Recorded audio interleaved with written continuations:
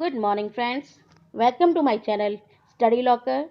बच्चों, आज हम लोग डिस्कस करने जा रहे हैं हमारी 10वीं कक्षा के इस सेशन यानी कि 2021 से 22 के सेशन की पाठ्यक्रम संरचना, मतलब कि आपका जो सिलेबस है वो क्या है। मैंने यहाँ पर अभी सिर्फ टर्म 1 के लिए डिस्कशन किया है, अभी टर्म 2 इसमें नहीं है। आपको सिर्फ फर्स्ट टर्म के लिए बता रही हूँ मैं, क्योंकि अगर मैं दोनों टर्म का साथ में बनाऊंगी तो आप कंफ्यूज ना हो जाएं। इसलिए मैंने अभी एक ही टर्म का बनाया है, दूसरे टर्म का बाद में बनाऊंगी वीडियो। ये आपका 40 मार्क्स का होगा।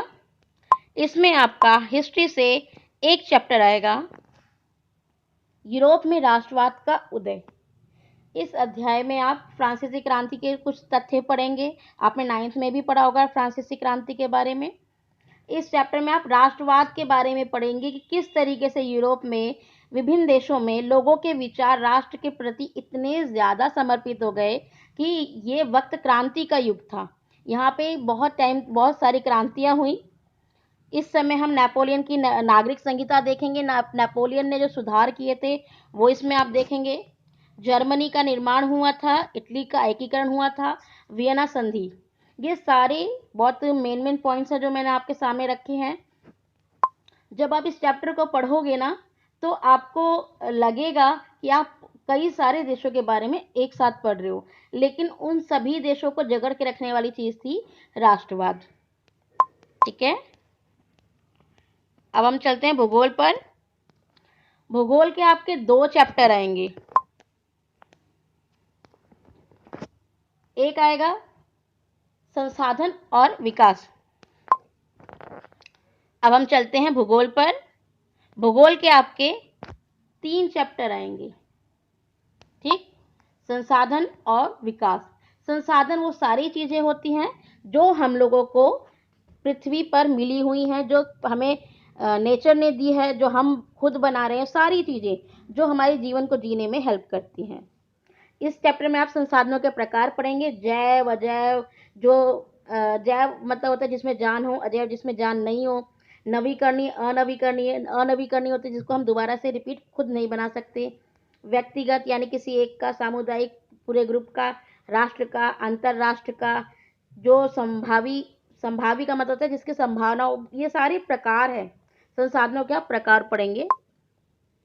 भूमि निम्नीकरण के कारण, मतलब भूमि खराब क्यों होती जा रही है और भूमि को बचाया कैसे जाए। इस चैप्टर में आप मृदा के प्रकार भी पढ़ेंगे कि कौन कौन सी मृदा होती है। लाल और पीली मृदा, वन मृदा, मरुस्थलीय मृदा, लैटराइट मृदा, जलोढ़ मृदा और काली मृदा। मिट्टी के प्रकार आप इसमें पढ़ेंगे। इसका दूसरा जो चैप्टर है ज्योग्राफी का, ये जल संसाधन है। जो जल संसाधन जो चैप्टर है ना, आपका पूरा का पूरा चैप्टर आपके इंटरनल में आएगा। ठीक है, लेकिन जो बोर्ड में आएगा सिर्फ मानचित्र आएगा।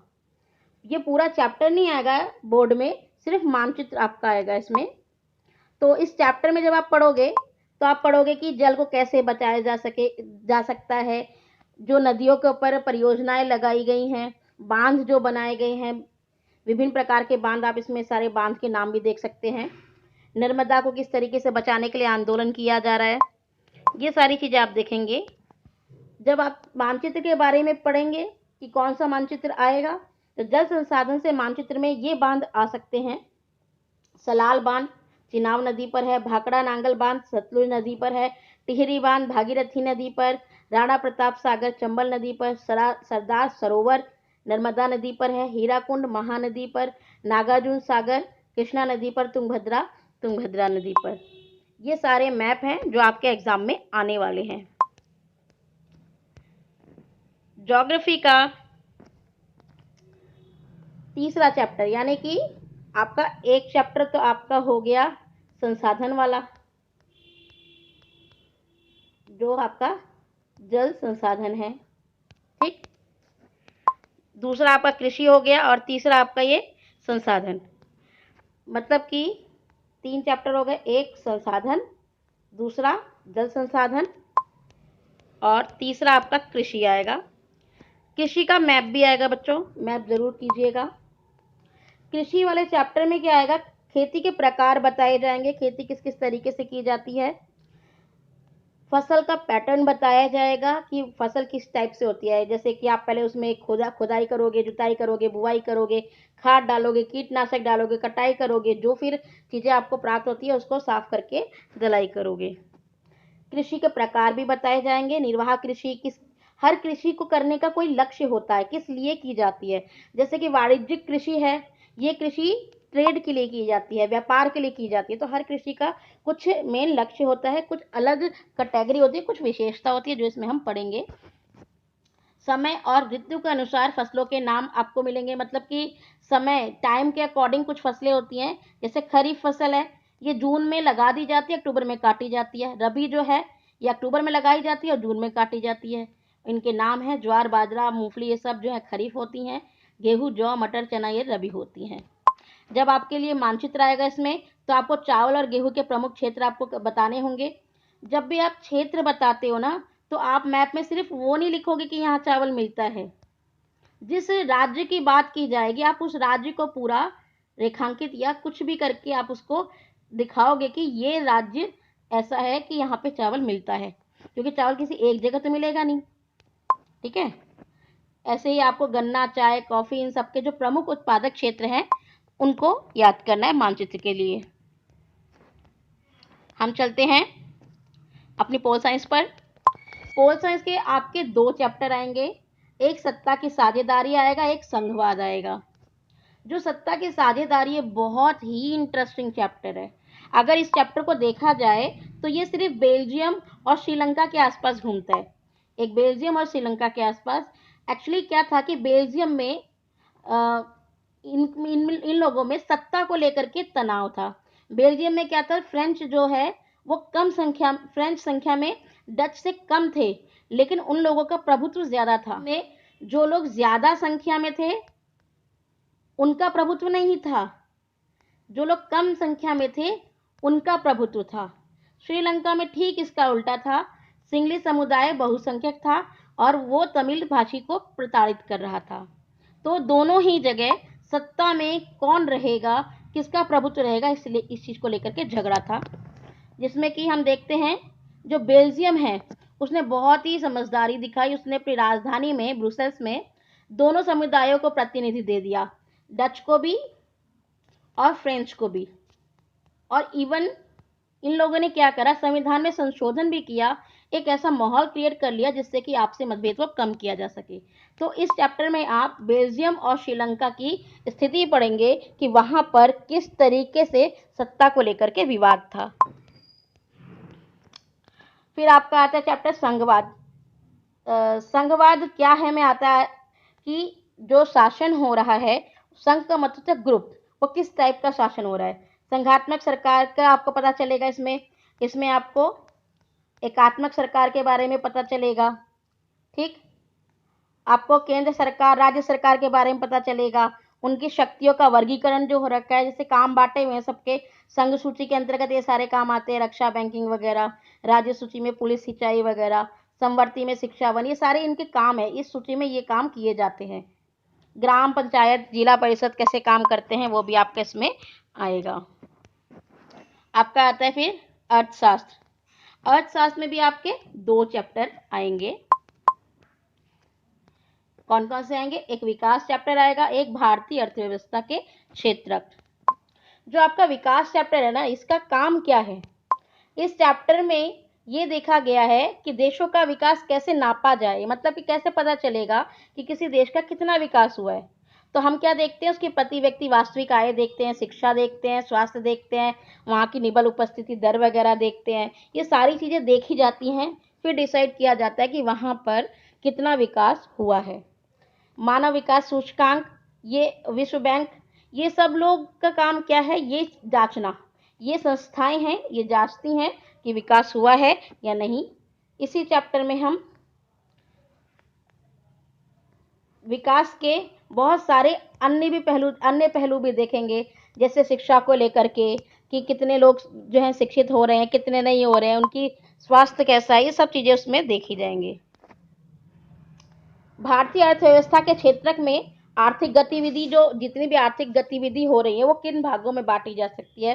जैसे प्राथमिक, द्वितीयक, तृतीयक। अगर आपसे कभी कोई पूछे कि भारतीय अर्थव्यवस्था में या किसी भी अर्थव्यवस्था में 3 क्षेत्र कौन से होते हैं, तो प्राथमिक, द्वितीयक और तृतीयक। प्राथमिक वो होता है जो हमें प्रकृति ने दिया है, ठीक है। और द्वितीयक क्या होता है? द्वितीयक का मतलब जो हमने फैक्ट्री में बनाया है। और तृतीयक का मतलब होता है सेवाएं, ठीक है। जो हमारा फर्स्ट, सेकंड और थर्ड, इसमें अब मान लिया हमने ब्रेड, ओके, हमें गेहूं मिला, किससे मिला? गेहूं मिला हमें फर्स्ट यानी प्राथमिक से, हमने उसको ब्रेड बना दिया फैक्ट्री में डाल करके, ये द्वितीयक हो गया। हम फोन करके और परिवहन के माध्यम से अपना सामान इधर उधर भेज रहे हैं, तो ये सेवाएं हो गई। यहाँ उत्पादन दिखता नहीं है यहाँ पर, लेकिन उत्पादन हो रहा होता है। तो जो सेवाएं होती हैं वो तृतीयक में आती है। तो इस तरीके से आपको फर्क पता चल गया होगा तीनों तृतीयक, प्राथमिक, द्वितीयक, तृतीयक का। अल्प बेरोजगारी, प्रच्छन्न बेरोजगारी, छिपी बेरोजगारी, ये एक ही चीज होती है। इसका मतलब होता है जैसे कि एक खेत है, उसमें 6 लोग काम कर रहे हैं, वो 6 लोग इसलिए काम कर रहे हैं क्योंकि बाकियों को जॉब नहीं मिली। अगर 2 लोग काम करेंगे तब भी काम चल जाएगा। तो ऐसी स्थिति जहां पर बेरोजगार नहीं है और बेरोजगार हैं, इस चीज को लेकर कंफ्यूजन हो जाता है। जैसे कि एक किसान का परिवार है, उसमें 4 बेटे हैं उसके, एक बेटा कृषि करता है, लेकिन क्योंकि बाकी तीनों को जॉब नहीं मिली तो वो भी कृषि में लग गए। तो इसका मतलब ये नहीं है कि वो चारों काम कर रहे हैं। उसका मतलब ये है कि एक काम कर रहा है और जो 3 है वो एक्स्ट्रा काम कर रहे हैं, उन्हें हटा भी दो तब भी काम चल जाएगा। तो ऐसी बेरोजगारी आपकी अल्प बेरोजगारी है, प्रच्छन्न बेरोजगारी कहते हैं। ये काफी इंपॉर्टेंट क्वेश्चन है आपका। काम का अधिकार, गवर्नमेंट के थ्रू जो है लोगों को काम का अधिकार दिया जाता है। अगर गवर्नमेंट जो है ये भी सुनिश्चित करती है जिन लोगों को जॉब नहीं मिल रही, काम नहीं मिल रहा है, उनके लिए सरकार की तरफ से समर्थन दिया जाता है। रोजगार गारंटी अधिनियम 2005 आप इसमें पढ़ेंगे। इसमें आप ये भी पढ़ोगे कि किस तरीके से जिनके पास काम नहीं है, जैसे मनरेगा हो गया, किसी के पास काम नहीं है तो मनरेगा के तहत उन्हें काम दिया जाता है। इसमें आप संगठित और असंगठित क्षेत्र में क्या चेंजेस आते हैं, क्या अंतर है, वो आप पढ़ेंगे। संगठित का मतलब होता है एक फिक्स तरीके से, जैसे कि गवर्नमेंट वाली जॉब। असंगठित जिसमें कि बहुत ज़्यादा टॉर्चर किया जाता है, बहुत सारा काम करवाया जाता है, एक्स्ट्रा टाइम लिया जाता है, लेकिन उसके बदले में पैसे भी नहीं दिए जाते। तो इस तरीके से सुरक्षा है नहीं है, ये सारी चीज़ें आप देखेंगे। इन दोनों में डिफरेंस देखेंगे, सार्वजनिक क्षेत्र और निजी क्षेत्र में भी। तो इस तरीके से आपके जो चैप्टर हैं, आपका ये पूरा सिलेबस है कि ये कौन कौन से चैप्टर आ रहे हैं, आप इसमें देख सकते हो। हिस्ट्री का एक चैप्टर आ रहा है, भारत में राष्ट्रवाद का उदय। ये आपके सारे चैप्टर हैं, ठीक है। हिस्ट्री में एक चैप्टर, भारत में राष्ट्रवाद का उदय। भूगोल में आपके 3 चैप्टर आ रहे हैं, 3 चैप्टर आ रहे हैं, लेकिन वो टर्म में आएंगे 3 चैप्टर। और जो आपका मानचित्र है जल संसाधन का, वो बोर्ड में आएगा। मतलब कि जल संसाधन पूरा चैप्टर बोर्ड में नहीं आएगा, सिर्फ उसका मानचित्र बोर्ड में आएगा। तो इस तरीके से हमारे पास टर्म के लिए तो 3 चैप्टर हो गए, लेकिन बोर्ड के लिए हमारे पास सिर्फ मानचित्र आएगा। इसमें से आपका पोल साइंस में से सत्ता की साझेदारी और संघवाद आएगा। अर्थशास्त्र में से आपका विकास और भारतीय अर्थव्यवस्था के क्षेत्र चैप्टर आएगा। एक चैप्टर हिस्ट्री से, 3 चैप्टर भूगोल से, 2 चैप्टर पोल साइंस से और 2 चैप्टर आपके अर्थशास्त्र यानी इकोनॉमिक्स से। ये आपका मैप आएगा।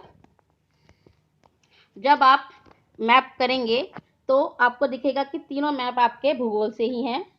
संसाधन और विकास, इसमें मिट्टी के प्रकार आ सकता है और ये सारे बांध आपको याद करने होंगे।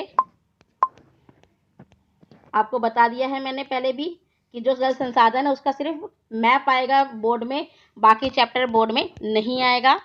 कृषि चैप्टर के आपका ये क्वेश्चंस आएंगे, चावल और गेहूं के प्रमुख क्षेत्र, गन्ना, चाय, कॉफी, रबर, कपास, जूट, ये सारी चीजें आपकी इसमें आएंगी।